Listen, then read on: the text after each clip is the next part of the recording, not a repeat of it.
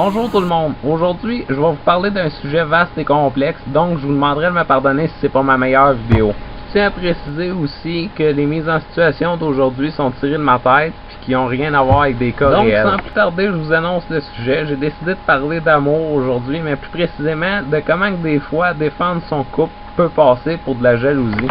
En espérant de cette façon peut-être pouvoir éviter juste un conflit. Premièrement, moi je comparerais l'amour à une grosse bulle qui est cassable et qui est fragile. Cette bulle-là est composée d'intimité et de complicité. De bien d'autres choses aussi, mais pour aujourd'hui, c'est ces deux points-là qu'on va prendre en Pour vous démontrer aujourd'hui que souvent de vouloir sauver son couple d'une fin certaine, ça peut être considéré comme de la jalousie. Parce qu'il y a des milliers de personnes qui essayent toutes à leur façon de casser cette bulle-là. On connaît toutes une petite pute à la jupe trop courte qui au décolleté bien pendant ou ben un gars sportif ben cut qui aime ça se montrer. Vous êtes d'accord sur le fait que c'est souvent des gens qui aiment ça essayer de briser des couples pour tester à quel point ils sont beaux et qu'ils ont du pouvoir de persuasion. Par quel moyen en général? Ben c'est pas compliqué, ils essayent de cibler la bulle d'intimité et de complicité qu'il y a entre deux personnes. Parce que dans le cas précédent, on le sait, les deux stéréotypes sont beaux et ils n'ont pas de misère à en avoir de l'attention s'ils décident qu'ils veulent parler à quelqu'un. Par le fait même, ils ont plus de facilité à entrer en intimité. Par exemple, si je vais dans un club avec ma blonde, puis que je suis au bar, puis durant ce temps-là, elle reste assise à une table,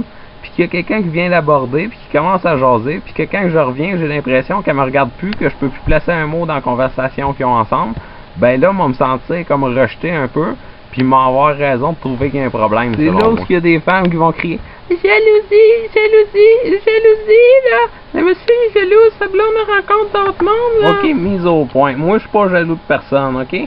Je me dis que tant qu'à être jaloux de quelqu'un, je ferais aussi bien de regarder par où ce qui a passé pour venir à vous de se rendre où ce que moi je voudrais être. Puis que de cette façon-là, j'ai peut-être une façon de m'y rendre. Je veux juste préserver le lien qui nous unit, moi puis ma blonde. C'est juste que là, son attention à ce moment donné-là est plus à moi.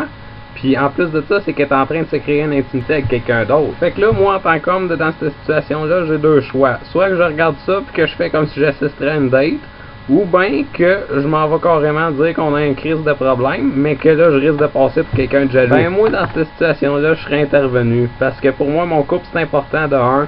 Puis de deux, je trouve que sans cette bulle d'intimité et de complicité-là, un couple, c'est carrément rien. Selon moi, c'est cette bulle d'intimité et de complicité-là qui fait de la différence entre des amis, des colocs puis un couple. C'est pour ça et tout des fois que tu te promènes dans une ville ou dans des magasins puis tu te rends compte que deux personnes sont ensemble, même bien qu'ils se touchent pas, juste à leur façon de se regarder puis de se parler. Il y a aussi des couples dont cette bulle d'intimité et de complicité-là est quasi inexistante, elle est rendue assez mince que ça vaut pas la peine d'en parler.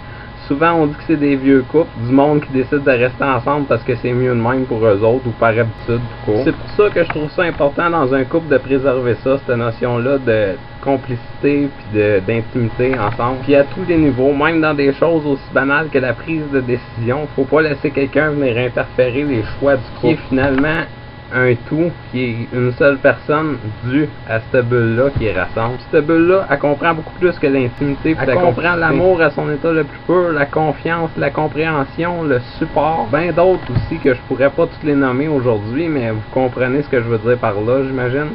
Puis je veux aussi dire que c'est tous des points qui sont aussi importants que ceux que j'ai pris en exemple. Juste pour vous donner un autre exemple, y a-tu de quoi de plus choquant que quand que ton conjoint ou ta conjointe fait confiance à quelqu'un d'autre à la place de te faire confiance à toi, qu'elle pose une question à quelqu'un d'autre, puis toi tu as déjà donné une réponse à la même question, puis qu'elle prend la réponse de l'autre au lieu de prendre ta réponse.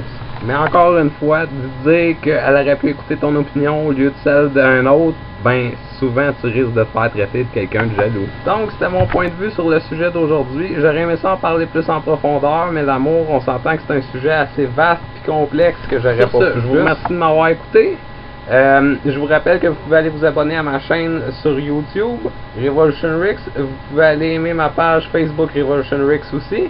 Puis vous pouvez aller voir mon MySpace au myspace.com/RevolutionRix avec un S à la fin. Je vous remercie de m'avoir écouté en espérant que vous avez venu à bout de me suivre. Puis à la prochaine fois.